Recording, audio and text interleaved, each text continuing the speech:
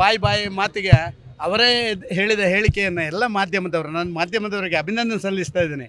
ಸಿದ್ದರಾಮಯ್ಯನವರು ಯಡಿಯೂರಪ್ಪನ ಮೇಲೆ ಆರೋಪ ಬಂದಾಗ ಅವರು ಏನು ಮಾತಾಡಿದ್ರು ಅಂತ ಹೇಳುವಂಥದ್ದು ನಿಮ್ಮ ಮಾಧ್ಯಮದಲ್ಲೇ ನೀವು ತೋರಿಸಿದ್ದೀರಿ. ನೀವು ಇಂಥ ಸಂದರ್ಭದಲ್ಲಿ ಮುಖ್ಯಮಂತ್ರಿ ಸ್ಥಾನದಲ್ಲಿ ನೀವು ಮುಂದುವರಿಯುವಂಥದ್ದು ಶೋಭೆ ತರುವಂಥದ್ದಲ್ಲ. ನಿಮ್ಮದೇ ಆಡಳಿತ ಇರುವಂಥ ಸಂದರ್ಭದಲ್ಲಿ ಅಧಿಕಾರಿಗಳೆಲ್ಲ ನಿಮ್ಮ ಕೈಗೊಂಬೆ ಆಗಿರ್ತಾರೆ. ಆದ ಕಾರಣ ನ್ಯಾಯ ಹೊರಗೆ ಬರಲಿಕ್ಕೆ ಆಗೋದಿಲ್ಲ, ನೀವು ಅಲ್ಲಿಂದ ತೊಲಗಿ ಅಂತ ಹೇಳುವಂಥ ಮಾತನ್ನು ಹೇಳಿದಂಥ ಸಿದ್ದರಾಮಯ್ಯರು ಅವರದ್ದು ನಾಲಗೆಯ ಅಥವಾ ಬೇರೆ ಇನ್ನೇನು ನಾನು ಹೇಳಲಿಕ್ಕೆ ಇಷ್ಟಪಡೋದು.